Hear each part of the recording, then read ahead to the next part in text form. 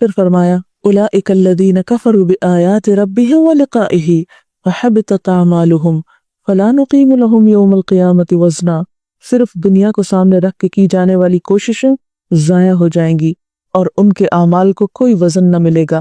ذالک جزاؤہم جہنم بما کفروا واتخذوا آیاتی ورسلی ہزوا، ان کی یہ سزا جہنم اس لیے ہے کہ انہوں نے انکار کیا اور میری آیات اور رسولوں کا مذاق اڑایا۔ یہ سب سزا کس لیے؟ کہ وہ اللہ تعالیٰ کی آیات یعنی قرآن پاک کے واضح احکامات اور پیغمبروں کی تعلیمات کا مذاق اڑاتے تھے۔ آج آپ دیکھیں کہ ہم اس بات پہ شکر گزار ہونا تو دور کی بات، خود ہمارے اپنے مسلمانوں کے اندر ہر طرف ایسے لوگ پھیلے ہوئے ہیں جو کھلم کھلا دین کا مذاق اڑاتے ہیں۔ اگر کوئی دین پر عمل کرے تو اس کا بھی ساتھ اڑانے لگتے ہیں، سنتوں کا مذاق اڑاتے ہیں۔ یعنی پیغمبروں کا مذاق اڑانا کیا ہے؟ وہ جو طریقے ان کی زندگی میں تھے یا انہوں نے دوسروں کو سکھائے، ان چیزوں کا مذاق اڑانا۔ فرمایا کہ یہ سزا اس لیے ہے کہ انہوں نے ان ساری چیزوں کو ایک کھیل تماشا بنا لیا تھا۔ ان الذین آمنوا وعملوا الصالحات، اس کے برعکس وہ لوگ جو ایمان لائے اور جنہوں نے اچھے کام کیے، کانت لہم جنات الفردوس نزلا، ان کے لیے فردوس کے باغات بطور مہمانی کے ہوں گے۔ اللہ تعالیٰ اپنے آپ کو ان کا میزبان کہتے ہیں کہ میں ان کا میزبان ہوں گا، وہ میرے مہمان ہوں گے اور میں ان کو بطور مہمان اعلیٰ ترین فردوس میں رکھوں گا۔ آپ دیکھیے کہ مثلاً آپ کسی کے مہمان ہوتے ہیں اور مہمان کا ایک اکرام ہوتا ہے، ایک عزت ہوتی ہے۔ اس اکرام میں کیا ہے؟ جیسے کہ نبی صلی اللہ علیہ وسلم نے فرمایا جو شخص اللہ اور یوم آخرت پر ایمان رکھتا ہو اسے چاہیے کہ وہ اپنے مہمان کی عزت کرے۔ اس اکرام میں کیا، عزت دینے میں کیا ہے کہ انسان اس کو اس کے آرام اور راحت اور اس کو یعنی کہ ایک خاص مقام پہ رکھے۔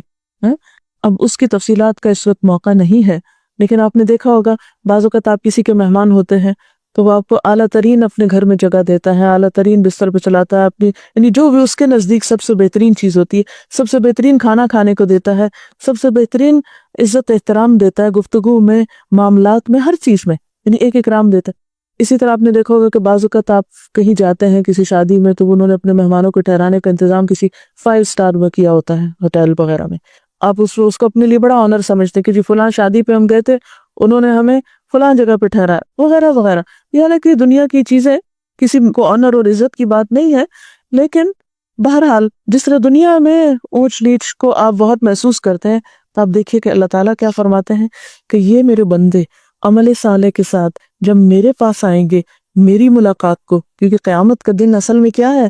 اللہ کی ملاقات کا دن ہے، تو جن کے اعمال سے اللہ راضی ہوگا اللہ تعالیٰ پھر ان کو خوبصورت ترین فردوس کے باغات میں بطور مہمان ٹھہرائیں گے اور اعلیٰ ترین میزبانی کریں گے ان کی، اور مہمانی ہوگی، اور انسان کو اس سے آگے یعنی عام جنت بھی اور پھر اعلیٰ ترین جنت جس کا انسان تصور بھی نہیں کر سکتا۔ دنیا میں کوئی چیز ویسی ہے ہی نہیں کہ جسے کہا جائے کہ یہ جنت۔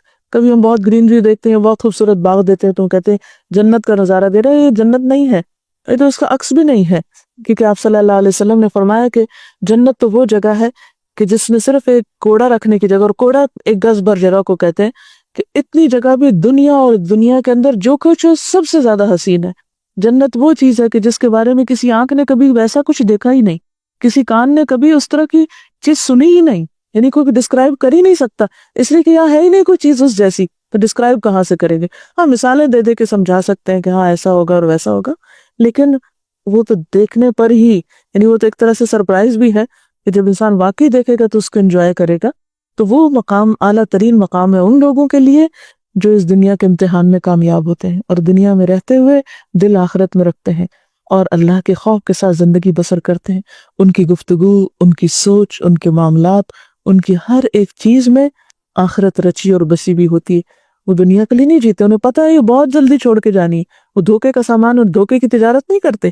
عقل مند تو وہ ہیں جو کامیاب تجارت کرتے ہیں جس کا نفع انہیں ہمیشہ ہمیشہ کے لیے ملے، اور وہ جنت کا سودا ہے۔ پھر فرمایا خالدین فیہا، جس میں وہ ہمیشہ رہیں گے، لا یبغون عنہا حولا، وہاں سے وہ ہلنا بھی نہ چاہیں گے، ٹلنا بھی نہ چاہیں گے، کہیں اور نہیں جانا چاہیں گے۔ آپ دیکھیں لوگ امریکہ آ کے کہیں اور نہیں جانا چاہتے، کئی لوگوں سے بات ہوتی ہے جاب چلی گئی، بھی غلام ملک میں جاؤ گے وہاں چلے جاؤ، نہیں ایک دفعہ امریکہ میں رہنے کے بعد کہیں اور نہیں رہا جاتا۔ لیکن جنت کا مذاق اڑاتے ہیں، کہتے بور نہیں ہو جائیں گے رہ رہ کے، اس حقیر دنیا میں رہ کے تو بور نہیں ہوئے، جنت میں رہ کے کون بور ہوگا؟ تو اللہ تعالیٰ فرماتے ہیں لا یبغون عنہا حولا، وہاں پر کوئی جانے کے بعد وہاں سے نکلنا نہ چاہے گا، اور خوشخبری ان کو کیا سنائی دے گی؟ ہمیشہ رہو، نہ موت ہے اس کے بعد، نہ بیماری ہے، نہ بڑھاپا ہے، نہ تھکاوٹ ہے، یہ انہیں خوشخبری والی جنت کو سنائی جائے گی۔ تمہیں اب اس کے بعد مرنا ہی نہیں، اس کے بعد بڑھاپا بھی نہیں آنا، ہمیشہ جوان رہوگے، اس کے بعد کبھی تم بیمار بھی نہیں ہوگے، تمہیں کسی قسم کی کوئی تھکاوٹ بھی نہیں ہوگی۔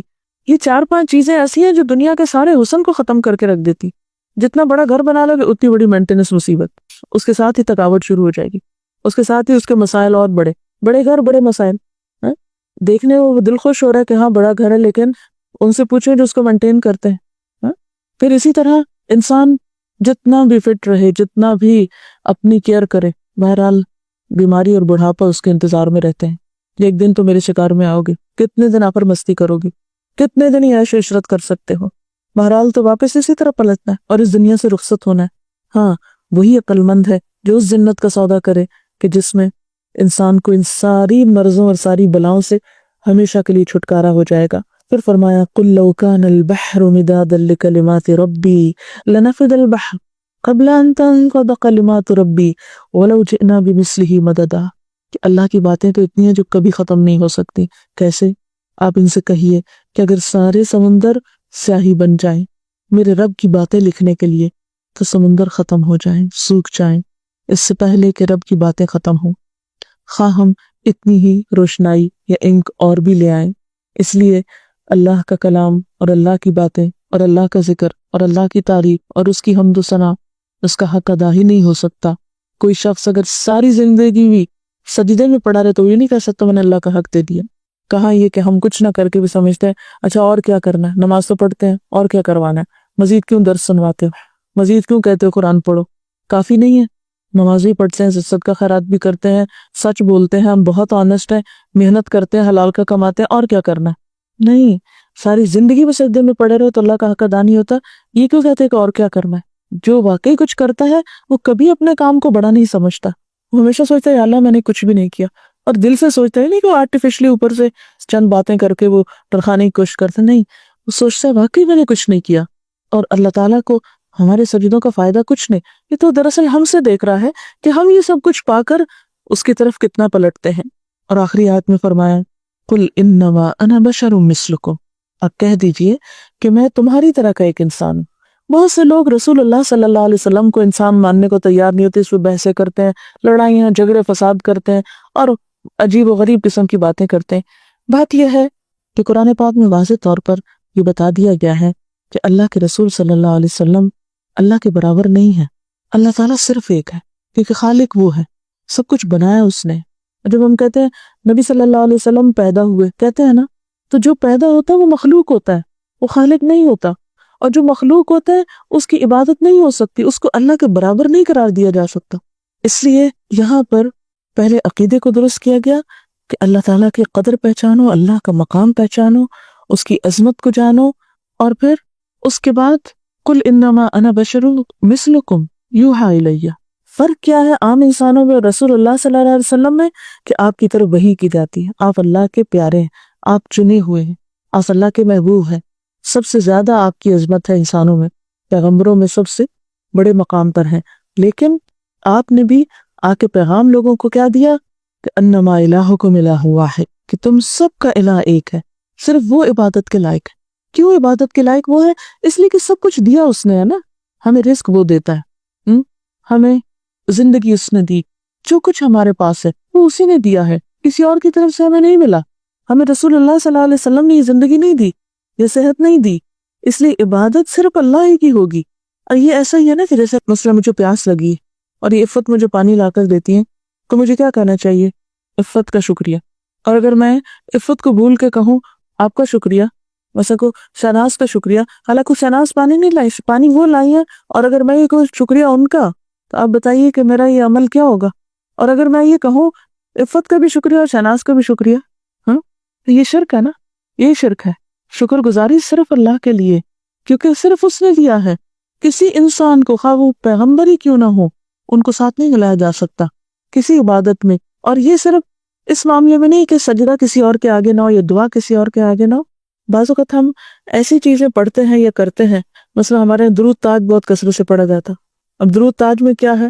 نبی صلی اللہ علیہ وسلم کے لیے یہ لفظ لکھے ہوئے ہیں دافع البلاء والوباء والقحط والمرض والالم، کہ آپ دور کرنے والے ہیں بلاؤں کے، قحط کے، مرض، بیماری کے. یعنی شرک ہے، اور اتنی کثرت سے لوگ پڑھتے ہیں اس کو اور شرکیہ کلمات دہراتے رہتے ہیں. ساری مصیبت دور کرنا صرف اللہ کے ہاتھ میں، کوئی دور نہیں کر سکتا. قرآن پاک میں اللہ تعالیٰ خود فرماتے ہیں اَمَّن يُجِيبُ الْمُضْطَرَّ إِذَا دَعَاهُ وَيَكْشِفُ السُّوءَ، بھلا وہ کون ہے جو بے قرار کی پکار سنتا ہے اور تکلیف دور کرتا ہے؟ اللہ کے سوا کوئی نہیں. لہٰذا کسی اور کے بارے میں یہ سوچنا وہ میری مصیبت دور کرے گا یا وہ میری تکلیف دور کرے گا، یہ شرک میں شمار ہو جاتا ہے. اور شرک کا گناہ اللہ تعالیٰ معاف نہیں کرتے، اس لیے اس کے بارے میں بتانا بھی بے حد ضروری ہے. کیونکہ بہت سے لوگ مائنڈ کر جاتے ہیں اس بات کو کہ نہیں آپ ہمیں شاید الٹی پٹی پڑھا رہے. نہیں، تھوڑی سی ہم اگر عقل بھی استعمال کریں تو ہمیں یہ باتیں بہت آسانی سے سمجھ آنے والی ہیں. آپ دیکھیں کہ رسول اللہ صلی اللہ علیہ وسلم کو خود بخار آیا نا، آپ کو خود بخار آیا، آپ کے سر میں بھی درد ہوا، آپ انسان تھے، آپ کے اوپر غم بھی آئے، آپ روئے بھی، آپ مسکرائے بھی، آپ کھاتے بھی تھے، آپ بازار میں بھی جاتے تھے، آپ شادی بھی کرتے تھے. یہ ساری صفات کس کی ہیں؟ انسان کی نہیں ہے. یہ ساری صفات انسان کی ہیں، لیکن فرق کیا ہے کہ وہ عام انسان نہیں تھے، ان پر وحی آتی تھی، ان کو اللہ نے چن لیا تھا. وہ سب انسانیت کے لیے رحمت کا پیغام تھے، سب انسانیت کے لیے ہدایت کا ذریعہ تھے. ان کو ان کا مقام دینا، ان کی عزت اور احترام کرنا ضروری ہے. ان سے محبت کرنا ہمارے ایمان کا حصہ ہے، لیکن ان کو خدا کا درجہ دینا یا یہ سمجھنا کہ وہ بلائیں اور مصیبتیں دور کریں گے، یہ شرک ہے.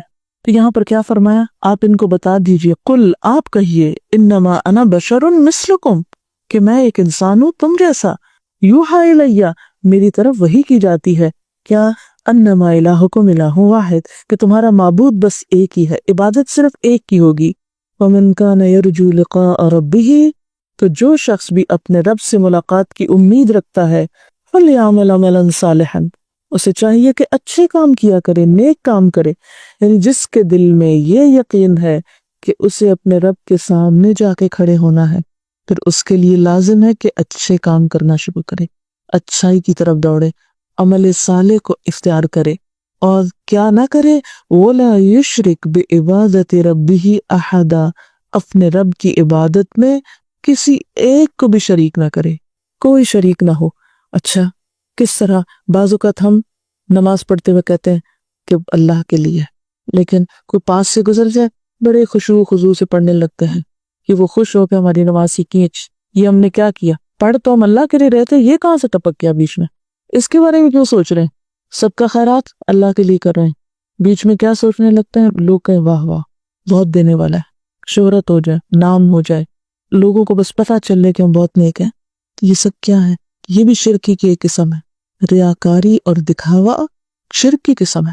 اور اس میں آپ دیکھیے کہ اللہ کے رسول صلی اللہ علیہ وسلم نے فرمایا من صلی یرائی فقد اشرک، من تصدق یرائی فقد اشرک، من صام یرائی فقد اشرک.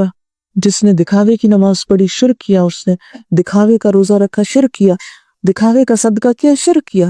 جو بھی عبادت ہو بس صرف اللہ کے لیے ہو، اس کی خاطر، پھر کسی اشتہار کی ضرورت نہیں رہتی کہ فلاں نے اتنا دیا اور فلاں نے اتنا دیا اور فلاں اتنا نمازی اور فلاں اتنا روزے دار ہے. نہیں، اس کے پہ ضرورت نہیں رہتی. ہماری چھوٹی نیکی ہو یا بڑی، ہمارے دل میں کیا ہونا چاہیے کہ اس سے میرا رب راضی ہو جائے. کبھی خیال آنے لگے اپنی کسی نیکی کا تو ہمیشہ سوچے میں تو ساری زندگی میں سجدے میں ہوں تو میں حق ادا نہیں کر سکتی. میں یہ ٹوٹے پھوٹے کام کے بعد کیسے سمجھنے لگی ہوں کہ میں بہت بڑی چیز بن گئی. ہر لمحہ انسان اپنا محاسبہ کرتا رہے، چھوٹی سے چھوٹی چیز پر اور بڑی سے بڑی غلطی پر. تو اپنا محاسبہ تب ہوتا ہے جب دل روشن ہو، جب دل صاف ہو، جب دل اللہ کے لیے خالص ہو، جب اس میں میل کچیل ہو، جب اس کے اندر اندھیرا ہو، تو اپنا حساب کتاب بھی نہیں ہو سکتا، اپنی غلطی بھی نظر نہیں آتی. ہم حساس ہیں دنیا کے معاملات میں، ہم حساس ہیں اپنی ذات کے معاملے میں، لیکن ہم حساس نہیں ہیں اپنی آخرت کے معاملے میں. حالانکہ سب سے بڑھ کر فکر ہمیں ہونی چاہیے تھی اپنے کل کے لیے. اللہ سبحانہ وتعالیٰ فرماتے وَلْتَنْظُرْ نَفْسٌ مَا قَدَّمَتْ لِغَدٍ، ہر شخص کو یہ دیکھنا چاہیے اس نے کل کے لیے کیا کر کے رکھا ہوا، کل کے لیے کتنی تیاری ہے. لہٰذا اس کل کی فکر ہم سب کے لیے بے حد ضروری ہے اور ہمارے اپنے ہی فائدے میں ہے. اور عمل صالح کی دو بنیادیں یاد رکھیے، ایک تو یہ کہ کام سنت کے مطابق ہو، مثلا عبادات جو ہیں مسنون طریقے پر ہو، اور دوسرے یہ نیت اللہ کے لیے خالص ہو، کوئی اور شریک نہ ہو۔ ہم الحمدللہ بتوں کو تو شریک نہیں کرتے، ہم کسی بت کے آگے سجدہ نہیں کرتے، کسی بت کے نام پہ نذرانہ نہیں دیتے، صدقہ خیرات بتوں کے نام پہ نہیں دیتے۔ جیسے آپ نے اگر کبھی مندر جانے کے اتفاق ہو، میں نے 1-2 دفعہ جا کے دیکھا ہے، تو اس سے عموماً کیا ہوتا ہے کہ جہاں وہ مورتیاں پڑی ہوتی ہیں ان کے آگے ٹوکریاں رکھی ہیں، اس میں لا کے پھل ڈال رہے ہیں، کہیں پیسے ڈال رہے ہیں، کہیں سب کچھ انہی کے نام پہ چڑھائے جا رہے ہیں۔ الحمدللہ اللہ نے ہمیں ان ساری چیزوں سے بچایا کہ ہم کسی قبر پہ جا کر نہیں دے رہے یا کسی اور کے نام پہ نہیں دے رہے، سب کچھ اللہ ہی کے نام پہ دے رہے ہیں۔ لیکن اللہ کے نام پہ دیتے ہوئے پھر شیطان بیچ میں حملہ آور ہو جاتا ہے، اور پھر نیت خراب کرتا ہے، اور پھر غرض اور مقصد کچھ اور بنا دیتا ہے۔ تو اس لیے اگر واقعی ہم چاہتے ہیں کہ ہمارے اعمال کا قیامت کے دن وزن ہو، تو اس کے لیے کچھ یہ نہیں ہے کہ بہت ڈھیروں نیکیاں ہوں گی اور ایک انبار ہوں گے تو تبھی بخشش ہوگی۔ یہ جو کہتے ہیں نا اللہ تعالیٰ پتہ نہیں کس چیز پہ بخشتے، اس کا مطلب یہ ہوتا ہے کہ پتہ نہیں کون سا عمل پھر واقعی خالص اللہ کے لیے ہو۔ اور اگر ہم اپنے اعمال کا جائزہ لیں تو ذرا دیکھیں کتنے کام ہیں جو اللہ کے لیے خالص کیا ہم نے۔ کتنی دفعہ ہم اپنی نیت کا حساب چیک کر اپنے نگران خود ہو، کیونکہ بہت ساری چیزیں جو کوئی ہماری نگرانی نہیں کر سکتا، ہمیں اس کا حساب خود رکھنا ہے۔ کسی کے ساتھ دھوکہ فریب کرنا، حقیقت کچھ دکھانا کچھ، ظاہر کچھ، باطن کچھ، زبان پہ کچھ، دل میں کچھ، ادھر کچھ ادھر کچھ، یہ کتنے ڈبل سٹینڈرڈز ہیں ہمارے۔ یہ سب چیزیں کسی اور کو نقصان دینے والی نہیں، یہ سب اپنے ہی کو نقصان دینے والی۔ اور جب تک ہم اپنے خیر خواہ خود نہیں بنیں گے، اپنی بھلائی خود نہیں سوچیں گے، اپنے اندر نیت اور ارادہ خود نہیں کریں گے، اپنے اوپر چیک خود نہیں رکھیں گے، کوئی ہمارے لیے کچھ نہیں کر سکتا۔ ماں باپ بھی نہیں کچھ کر سکتے، بہن بھائی بھی کچھ نہیں کر سکتے۔ دنیا میں بھی آپ نے دیکھا ہوگا، اگر آپ کے کسی بہن بھائی نے نہیں پڑھا تو آپ اس کے لیے کیا کر سکتے ہیں؟ ساری زندگی کتنا اس پہ صدقہ خیرات آپ کریں گے؟ کتنا آپ اس کو اٹھا کے کھڑا کر سکتے ہیں جو خود ہی بیٹھ جائے؟ کتنا آپ اس کو دھکیل سکتے ہیں؟ کتنا چلا سکتے؟ نہیں، ہر ایک کو خود چلنا پڑتا ہے، خود محنت کرنی۔ اگر دنیا کے امور میں خود محنت کرنی پڑتی ہے تو آخرت کے لیے بھی اسی طرح خود اپنے لیے سنجیدہ ہونا ہے، خود اپنی فکر کرنی ہے، اور اس کا احسان کسی پر بھی نہیں، نہ کسی درس دینے والے پر، اور نہ کسی بتانے والے پر، اور نہ کسی ماں باپ پر، نہ کسی دوست پر، نہ کسی اور پر۔ انما بغیکم علی انفسکم، انسان کی سرکشی بھی انسان کے اپنے اوپر، انسان کی کوشش بھی اسی کی طرح پلٹ، اور اسی طرح انسان کا احسان اور نیکی بھی اسی پہ پلٹتی ہے۔ قرآن پاک میں اللہ تعالیٰ فرماتے ہیں هل جزاء الاحسان الا الاحسان، کیا احسان کا بدلہ احسان کے سوا کچھ اور ہو سکتا؟ جو انسان نیکی کا رویہ اختیار کرے گا، من جاء بالحسنۃ فلہ عشر امثالھا، اللہ کی رحمت تو اتنی عام ہے، کوئی ایک نیکی کرے گا اللہ تعالیٰ 10 نمبر اس کے دے گا، 10 گنا اجر زیادہ دے گا۔ دنیا میں آپ کو کوئی اس طرح کا فائدہ نہیں دے سکتا جس طرح اللہ تعالیٰ کے ہاں یہ ریوارڈ ملتا ہے۔ اور پھر صرف 10 نہیں، وہ تو جو جتنے خلوص اور جتنے خوبصورت طریقے سے کوئی اچھا کام کرتا ہے اتنے ہی گنا اس کی نیکی بڑھتی چلی جاتی ہے۔ تو اللہ تعالیٰ سے دعا ہے کہ اللہ تعالیٰ ہماری نیتوں کو خالص کر دے، ہمارے طریقوں کو درست کر دے، ہماری سوچوں کو درست کر دے، اور ہمیں بہترین عمل کی توفیق عطا فرمائے جو واقعی ہمیں اس قابل بنائے کہ ہم قیامت کے دن اپنے رب کے سامنے جا کر شرمندہ اور رسوا نہ ہوں۔ جی ضرور سوال کیجیے۔ یہ بات آپ کی درست ہے کہ ہم جیسے دنیا کے معاملات میں بہت پیچھے ہیں ان سے، اسی طرح دین کی پروموشن کے معاملے میں بھی بہت پیچھے ہیں۔ آپ کسی کرسچن مشنری اس سیٹ اپ کو دیکھیں، آپ کسی بھی چرچ میں چلے جائیں، اور جس طرح اس کو آرگنائز کیا ہوا ہوتا ہے، جس طرح اس میں صفائی ستھرائی اور ہر چیز کا انتظام ہوتا ہے، اس کے برعکس آپ کسی مسجد کسی مدرسے میں چلے جائیں اور آپ حال دیکھ سکتے ہیں، ایزیلی آپ کمپیئر کر سکتے ہیں۔ فرق کس چیز کا ہے؟ فرق شعور کی کمی ہے۔ ہم نے دین کا نام تو لگا لیا لیکن ہم دین کی روح کو نہیں جانتے۔ تو جب تک مسلمانوں کے اندر شعور نہیں بیدار ہوتا، وہ اپنے نفع نقصان کو بھی نہیں سمجھتے کہ اصل فائدہ کس میں اور ہمارا اصل کرنے کا کام کیا ہے۔ تو یہ جو جنرلی ہم مسلمانوں کے اندر تعلیم کی کمی ہے، لٹریسی کی کمی ہے، اور امت مسلمہ میں آن دا ہول آپ دیکھیے، اگر پوری دنیا کے نقشے کو سامنے رکھیں تو ایسٹ میں بھی وہ ملک جو نان مسلم کنٹریز ہیں وہ آگے پروگریس کر رہے ہیں۔ آپ اس میں کوریا کو دیکھیں، جاپان کو دیکھیں، چائنا کو دیکھیں، ہانگ کانگ کو دیکھیں، آگے آسٹریلیا کی طرف چلے جائیں، سب پروگریس کر رہے ہیں۔ آپ آ جائیں مسلمان ملکوں کی طرف، انڈونیشیا کو دیکھیں، ٹو سم ایکسٹینٹ ملائیشیا کی حال بہتر ہے لیکن اس میں 50% نان مسلم رہتے ہیں۔ پھر اس کے بعد آپ دیکھیے آگے آ جائیے تو بنگلہ دیش دیکھ لیں، پاکستان دیکھ لیں۔ پھر اس میں اگر کچھ بہتر حال ہے تو سنگاپور کا ہے۔ آپ لوگ کو آپ سارا آبزرو کرتے چلے جائیں۔ پھر آپ مڈل ایسٹ میں آ جائیں، جتنے بھی مسلمان ملک ہیں، تیل کی دولت سے انہوں نے بڑی بڑی بلڈنگز تو بنا لی ہیں مگر تعلیم اور شعور اور ریسرچ کے میدان میں بہت پیچھے ہیں۔ پھر اس کے بعد آپ آگے آ جائیے یورپین کنٹریز میں بھی آپ دیکھیے کہ یورپین کنٹریز میں جو ترکی ہے، یا پھر اس کے ساتھ البانیہ میں مسلمان ہیں، ان ملکوں کا پھر حال خراب ہے. پھر اس کے بعد آپ آگے آ جائیے تو یورپ کراس کر کے اس طرف کو آ جائیے. تو بنیادی طور پر اوور آل امت مسلمہ میں جو تعلیم کی کمی ہے، شعور کی کمی ہے، اس کی وجہ سے پھر آپس میں ساری چیزوں میں پھر وہ بحیثیت ایک مسلمان امت کے بہت پیچھے. اب ہوتا یہ ہے کہ جب کچھ سیگمنٹ اس کا کسی ایسی سوسائٹی یا کلچر میں چلا جاتا ہے تو وہ ان کے سہارے کچھ کام کرنے لگتے ہیں. مثلا جو مسلمان یہاں آئے ہیں اپنے ٹیلنٹ کو بہتر طور پر استعمال کر رہے ہیں، بہت سی چیزوں میں انڈیویجولی آگے جا رہے ہیں، مثلا بہت سے دولت کمانے میں یا بہت سے پروفیشنز میں انڈیویجولز بہت آگے ہوں گے، مگر ایک کمیونٹی کا جو تصور ہے، یہ جو کمیونٹی کے لیول پہ کام ہونا چاہیے، اس میں اتفاق اور اتحاد نہیں.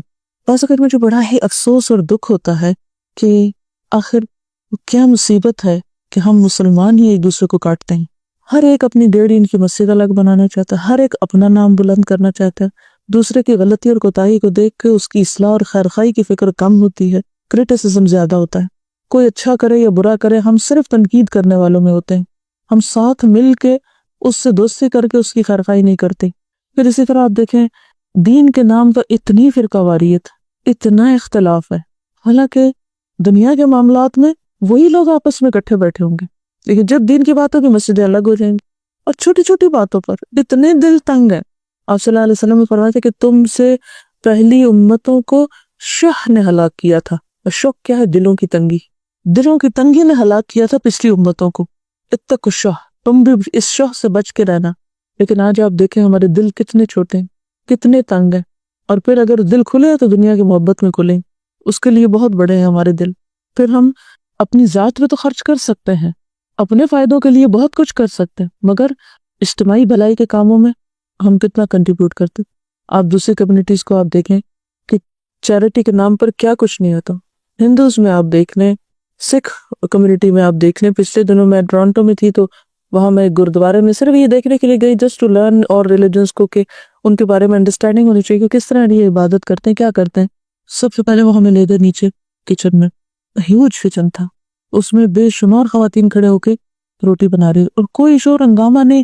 کوئی آٹا گوندھ رہا ہے، کوئی پیڑے بنا رہا ہے، کوئی روٹی پکا رہا ہے، کوئی سالن بنا رہا ہے.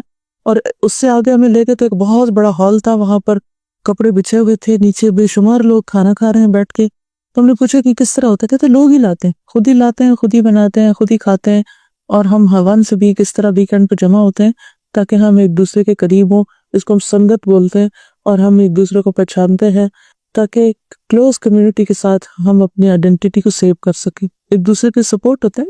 یہی وجہ ہے کہ ان کو اپنا لباس پہنتے ہوئے شرم نہیں آتی، ان کو اپنے طریقوں پر چلتے ہوئے شرم نہیں آتی، اور اس کے ساتھ دنیا میں پروگریس کریں.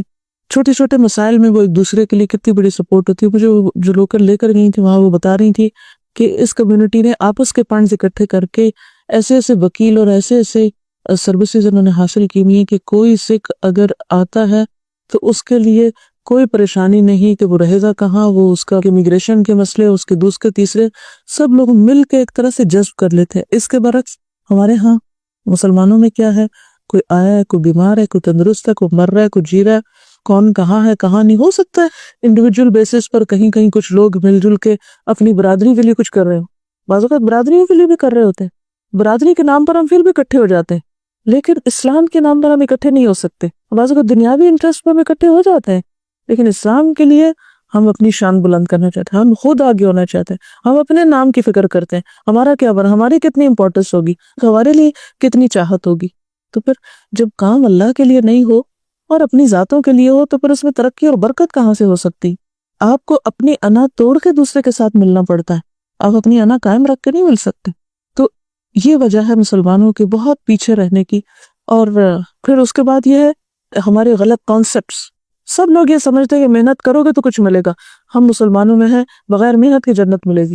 دھوکہ دو، فریب کرو، جھوٹ بولو، وعدہ خلافی کرو، دوسروں کی جڑیں کاٹو، جو مرضی کرو اور جنت تمہارے لیے. یہ اس قسم کے جو مسکنسیپشنز ہیں انہوں نے بہت کام خراب کیا ہوا ہے. وہ اگر جیزس کے نام پر اپنی زندگیاں وقف کر سکتے ہیں تو ہم اسلام کے نام پر کیا کر رہے ہیں. ہم نے وہ قربانی کا جذبہ، اب دیکھیے ہر دنیا کے ملک میں ہاسپٹلز انہوں نے بنائے ہوئے ہیں، چرچز کے علاوہ ہاسپٹلز ہیں، سکولز ہیں. میرا کینیا جانے کا اتفاق ہوا اور وہاں پر ہم مسائی مارا کا جو نیشنل پارک ہے وہاں ہم جا رہے تھے تو بہت آئسولیٹڈ سی روڈز تھی اور بیچ بیچ میں ایک کمرے کا چرچ. اور پھر انہوں نے کہا کہ یہاں کے لوکلز کو، ٹرائبس کے بچوں کو یہ لوگ امریکہ اور مختلف جگہوں پر لے جا کے پڑھاتے ہیں، سکھاتے ہیں، لکھاتے ہیں، پھر واپس لا کر ان چرچز وغیرہ میں ان کو ان کے ذریعے آگے کرسچینٹی کو پھیلانے کا کام کرتی. ہر آرگنائزیشن کہاں، ہم تو ہر ایک کو شک کی نگاہ سے دیکھتے ہیں، وہ یہ کر رہے ہیں ضرور اس کے بیچ میں پتہ نہیں اس کا کیا ہوگا. ہر ایک کو بلیم کرنا جانتے ہیں، ہر ایک کے اوپر الزام تراشی، ہر ایک کے کام کے اوپر کرٹیسزم. جاننے کی کوشش نہیں کریں گے، جو ہماری مرضی کے خلاف ہوگا وہ ہمیں بہت کھلے گا. تو یہ ہیں وہ چیزیں کہ جس میں ہم ایک دوسرے کو کاٹنے میں ساری قوتیں لگانے، ہم آگے کہاں سے بڑھیں گے؟ دین کا فائدہ کہاں سے ہوگا؟ ہم اپنی ذات کے لیے سوچتے ہیں، ہم دین کے لیے کم سوچتے ہیں. تو جب ہمارے اندر کی خود غرضیاں اتنی بڑی ہوئی ہیں تو دین کا پھر رہ گیا پیچھے. پر آپ دیکھیں، ہم بائی روڈ سفر کر رہے تھے تو کسی نے مجھے بتایا کہ یہ چرچ ہے جس میں شاید 5,000 یہ کتنے والنٹیئرز نے کام کیا تھا اور چند دن میں اس کو بنا ڈالا تھا. یعنی کچھ بھی اس میں نہ مزدور ہائر کیے گئے، نہ انجینئر ہائر کیے گئے، اور نہ جانے کچھ بھی ہائر نہیں کیا گیا، سب والنٹری ورک تھا اور سب نے مل جل کے پلاننگ کر کے اپنا اپنا حصہ ڈالا. خود نیروبی میں ایک جہوواز وٹنسز کے جو گروپ ہے ان کا، وہاں مجھے ان کے چرچ میں جانے کا اتفاق ہوا. وہاں پر مجھے یہ بتایا گیا کہ بڑی فخر سے وہ لوگ بتاتے اس چرچ میں کسی بھی چیز کی قیمت نہیں ادا کی گئی، سب والنٹریلی لوگ لے کر آئے. اس میں ایکسپرٹیز والنٹریلی دی گئی ہے. ہمارے یہاں کیا ہے، یہ مسجد ہے جناب 5 سال سے بن رہی ہے، فنڈز نہیں ہے اس لیے ابھی تک پوری نہیں ہوئی. ایک نہیں، کئی مسجدوں کا یہ حال ہے. اور پھر بن بھی جائے تو حاضر کوئی نہیں ہوتا، بناتے بھی پتہ نہیں کس لیے، جب جانے نہیں تو پھر بنانا کس لیے. ویسے ہیوسٹن میں مجھے بتایا گیا کہ تقریباً 2 لاکھ کے قریب مسلمانوں کی آبادی، میں نہیں جانتی صحیح فگر ہے یا نہیں. اور مسجدوں میں آپ دیکھیں کتنے لوگ حاضر ہوتے ہیں، کتنی خواتین جاتی ہیں، کتنے بچے جاتے ہیں، کتنے لوگ جاتے ہیں. اگر ہمارا مسجد تک سے تعلق نہیں تو مسلمان کس چیز کا ہے؟ اور مسجد وہ جگہ ہے جہاں جا کر مسلمانوں کو اکٹھے ہونا ہے، وہ اکٹھا کرنے کی جگہ ہے. جمعے کی نماز تک ہم پڑھنے کے لیے فتوے لیتے رہتے ہیں، ہماری جاب چلی جائے گی اگر اپنی جمعہ کے لیے کہا، یا اور اس طرح کی بہت سی چیزیں. تو ہر چیز کا تو ہم نے ایک آلٹرنیٹ تلاش کیا ہوا ہے، ایک جواز، ایک تعویل کی ہوئی ہے ہر کام کے لیے. اور خود دنیا کی محبت میں بری طرح گرفتار ہیں، اس کے لیے سب قربانیاں کریں گے، بچے بھی چھوڑ سکتے، سب کچھ کر سکتے ہیں، لیکن دین کے لیے قربانی کرنا ہمارے نزدیک بے وقوفی ہے. اس کے لیے وقت لگانا، اس کے لیے مال لگانا، اس کے لیے کچھ بھی کرنا، یہی وجہ کہ ہم بہت پیچھے ہیں دوسری کمیونٹی سے. نہ آرگنائزڈ ہے، نہ دنیا کا صحیح علم ہے اور نہ دین کا. آج آپ دیکھیں کہ ہمارے میں سے بہت سے لوگوں کے پاس یہاں اتنا ہوگا کہ وہ پاکستان کے ایک ایک گاؤں میں اگر ایک ایک اسکول بھی بنوا دے تو بہت سے بچے پڑھ جائیں. یہ بہت سے بچوں کے لیے بہت کچھ ہو سکتا ہے، لیکن کوئی کسی کے لیے سوچتا ہی نہیں، اپنی کمیونٹی کے لیے کوئی اس کے بارے میں غم ہی نہیں، کسی کو دکھ ہی نہیں. کیونکہ ہم اپنے گھر میں خوش ہیں، ہمیں کسی کی کیا فکر کہ کہاں کیا ہو رہا ہے. تو جب تک ہمارے سامنے آخرت نہیں ہوگی، نہ ہم اپنی ذات کے خول سے نکلیں گے، نہ ہم اتحاد کر سکیں گے، نہ ہی ہم بڑے فائدوں کو دیکھ سکیں گے. ہم چھوٹی چھوٹی چیزوں کو دیکھتے رہیں گے، مفادات میں جئیں گے، نتیجہ یہی ہوگا جو ہو رہا ہے. دیکھیے کہ میں تو آپ کو یہی کہوں گی کہ زمین ساری اللہ کی ہے، اور جس زمین میں آپ کا رزق لکھا ہے اس کی وفاداری کرنا بھی آپ کے اوپر لازم ہے. یہ آپ کے ایمان کا حصہ ہے. یا تو آپ یہاں کی نیشنلٹی نہ لیں، اور اگر آپ نے لی ہے تو پھر یہاں کی وفاداری آپ کو کرنی ہوگی. جب آپ سارے بینیفٹس لے رہے ہیں، جب آپ سارے فائدے اٹھا رہے ہیں، تو پلٹ کے ہیٹریٹ کس لیے؟ کیا یہ بھی منافقت نہیں ہے؟ ہمارا دین تو ہمیں یہ نہیں سکھاتا کہ جس سے ہم فائدہ اٹھائیں پلٹ کے اسی کو گالیاں دیں. یہ بھی ایک مسلمانوں کی ایک غلط قسم کی سیاست ہے. میں نہیں کہتی کہ ہاں امریکہ کی ساری پالیسیز درست ہیں یا سب کچھ ٹھیک ہو رہا ہے. وہ اختلاف ہو سکتا ہے آپ کو کسی بھی چیز سے، اس کا ایک طریقہ ہوتا ہے. اس کا یہ مطلب نہیں کہ کسی کے خیر کو بھی آپ بھول جائیں. یہاں تو یہاں رہنا نہیں چاہیے، اور اگر رہ رہے ہیں تو پھر جو یہاں کا قانون ہے اس کا احترام ضروری ہے. اور پھر جس چیز پر آپ نے اوت دی ہے یا وعدہ کیا ہے تو پھر اس وعدے کو نبھانا ہوگا. قرآن میں کیا بتایا گیا کہ کسی نان مسلم کے ساتھ بھی کوئی معاہدہ کرے تو اس کو آپ توڑ نہیں سکتے. اور سورۃ انفال کو آپ پڑھ لیجیے کہ اگر آپ کو توڑنا ہے تو آپ کو بتا کے توڑنا ہے. آپ چوری چھپے نہیں غلط کام کر سکتے. آپ ان کے قانون کو اور یہ سوچ کے کہ ہم اپنے دین کی خدمت کریں، یہ غلط طریقہ ہے. اسلام اس کو بالکل ریکمینڈ نہیں کرتا. اور اگر آپ کو پسند نہیں ہے، آپ کو اختلاف ہے، آپ سمجھتے ہیں کہ یہاں بہت ظلم ہو رہا ہے، یہ دنیا میں ہو رہا ہے وٹ ایور، تو پھر آپ وہاں چلے جائیں جہاں ظلم نہیں ہو رہا، جہاں آپ سمجھتے ہیں کہ وہاں کی سب حکومتیں بہت انصاف کر رہی ہیں اور بہت ایماندار ہیں اور بہت اچھے لوگ ہیں، وہاں چلے جائیے. تو یہ جو ڈبل سٹینڈرڈز ہیں ہمارے، یہ درست نہیں ہے، یہ غلط ہے. جب ہم اپنے دین کے لیے خود نہیں سوچتے تو ہمیں امریکہ سے اور کسی اور سے کیا گلا شکوہ ہے؟ جب ہم نے اپنے بھائیوں کا خود خیال نہیں رکھتے، جب ہم خود ایک دوسرے کو مارنے کے لیے کافی ہیں، ایک دوسرے کی جانیں لینے اور قتل و غارت کرنے، تو ہمیں کسی اور سے کیا شکوہ ہے؟ اللہ تعالیٰ کسی قوم کی حالت نہیں بدلتا جب تک کہ وہ اپنا حال خود نہیں بدلے. ہم ہر وقت کانسپریسیز بتاتے رہتے ہیں. آپ کے اتنے بیوقوف ہیں کہ دوسرے کی کانسپریسیز کا شکار ہوتے ہیں. کانسپریسیز کا شکار وہ ہوتے ہیں جو خود نااہل ہوتے ہیں. جو خود ہوشیار ہوتا ہے وہ سمجھتا ہے کہ کہاں ہو رہی ہے اور وہ اس کا مقابلہ بھی جانتا ہے. مقابلہ کرنا خود نہیں جانتے، طریقہ ہمیں خود نہیں معلوم، اپنا فائدہ خود نہیں معلوم، کیا کرنا چاہیے کیا نہیں. بس صرف ایک منفی قسم کی سیاست کھیل کھیل کے لیڈرز نے لوگوں کے دماغوں کو ایک نیگیٹیوٹی کی طرف ابھار دیا. ٹھیک ہے، آپ دیکھیے ہمارا کیا فرض بنتا ہے، ہر ایک کی خیر خواہی ہمارے اوپر لازم ہے، صرف مسلمانوں کی نہیں، نان مسلمز کی بھی خیر خواہی. اور خیر خواہی کبھی دھوکے بازی سے نہیں ہوتی، کسی قانون کو توڑ کے خیر خواہی نہیں ہوتی. جب تک آپ کے دل میں خیر خواہی نہیں، آپ کی زبان بھی جھوٹ بول رہی ہے. تو سب سے پہلے تو ہمیں اپنے ظاہر اور باطن کا فرق مٹانا چاہیے، اور جو غلط بات ہو، چاہے وہ اپنا بیٹا یا اپنا بچہ کر رہا ہو، اس کو بھی غلط بتانا چاہیے. صرف ایک اس طرح کی سوچنا کہ چونکہ یہ میرا رشتہ دار ہے، یہ غلط بھی کرے گا تو اس کو صحیح کہوں گا، یہ اسلام کا طریقہ نہیں، یہ دور جاہلیت کا طریقہ ہے. دور جاہلیت میں لوگ یہی کہا کرتے تھے اور یہی کیا کرتے تھے. تو اس لیے ہمیں اپنے اندر کے جو تضادات ہیں سب سے پہلے ان کو ختم کرنا ہے. قرآن پاک میں اللہ تعالیٰ نے بعض جگہ اپنی طرف سے بات کرتے ہوئے سنگولر کا صیغہ استعمال کیا اور بعض جگہ پلورل کا. یہ کس لیے؟ یہ کلام ہے نا قرآن.